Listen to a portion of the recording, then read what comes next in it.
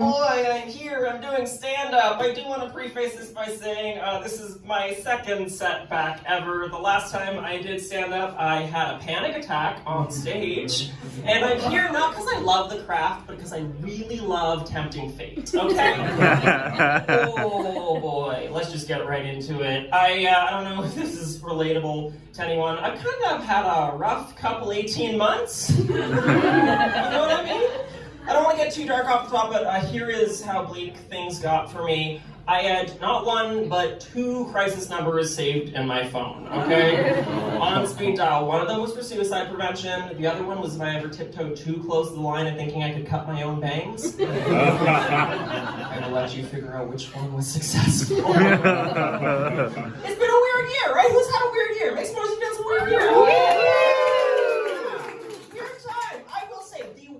Thing that has happened to me in the past year is I've had a number of friends and coworkers come up to me and inform me that when they met me, they found me intimidating, which is crazy to me because anyone in this room could stuff me in a high school locker and I would probably say thank you. Like, I don't look like an intimidating person, okay? I look like I get scared on windy days, which I do. Like, if I'm walking down a hill in March with my jacket open and a truck goes by, I'm catching airtime. It's terrifying to me, okay? I'm not an intimidating person, I don't think. Or if anything, I think I'm intimidating in the same way that a crystal wine glass is intimidating to a 19-year-old. Does that make sense? Like, I'm great to have around, I'm lovely to look at, but I could fall to pieces at any moment. And that sets people off, you know? I don't know. I recently came out as non-binary, which is... Cool, applause for doing the bare minimum. I'm not a hero, okay? I just woke up one day and was like, yeah, I could get them all in. It's fine. I do appreciate the support for coming out as non-binary, because it is like, it's a scary thing to do, okay? Like, I've come out 3 times in my life because I love attention. No, sorry, I mean, I come out 3 times in my life because I really wanted to live my authentic self. Attention. And the thing is, like, coming out as queer or gay is, like, so much easier, because, like, no one cares if you come out as gay unless you're like a blood donor or a former contestant on The Bachelor. Like, no one.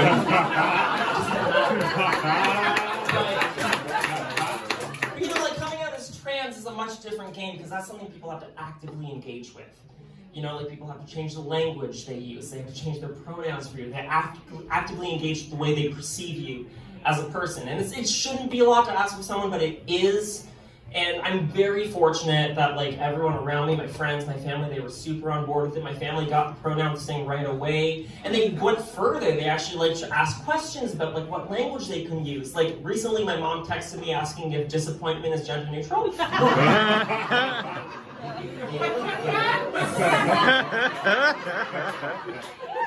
hates that joke. That's why she's not here tonight.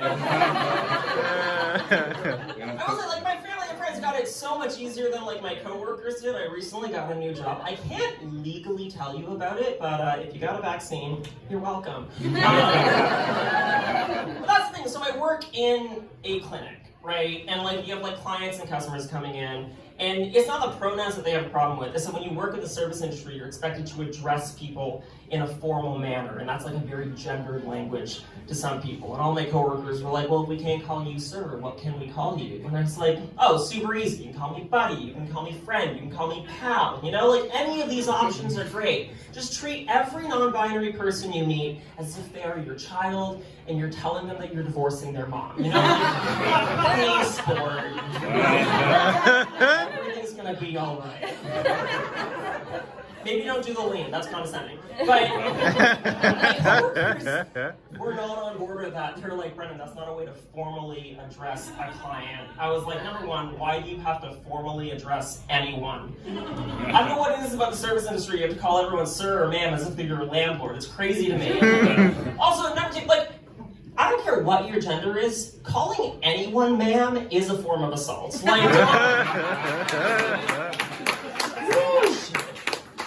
but I was like, okay, if that's like the case, and you're worried about like formal addresses, you're not going far enough with sir or ma'am, okay? That's not formal at all. And in fact, a true formal address is gender neutral, which is why I told every one of my coworkers to only refer to me as my liege. And that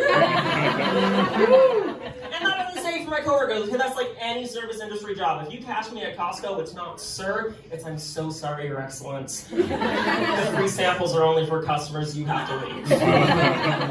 Okay. You catch me at a restaurant, it's not sir, it's excuse me, sovereign, you need to stop bringing wine from home to the bar. Or if you catch me at Tim Hortons, that's a joke, you will never catch me at Tim Hortons. Never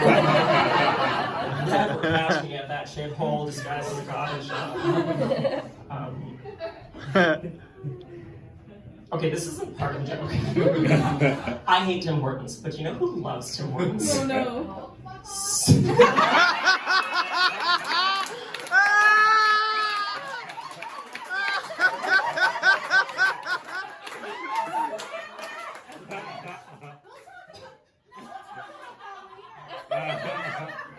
Yeah, definitely. I'm in the middle of a set. After I'm gone, ask her where she got her favorite latte. She's not gonna pay me now that I said that, but oh boy, was it worth it. Okay. Did anyone try pandemic dating? Did anyone get that little? Woo! Yeah, all of us. You guys. Woo! Did you meet pandemic dating? Yeah. What's wrong with you? Sorry, no. How did you, what's the story there? Bumble. Yeah. Ooh. Shameless plug. Shit, are you sponsored? And actually Tinder as well. I matched on both. Oh. That's how That's what Gen Z calls destiny. So.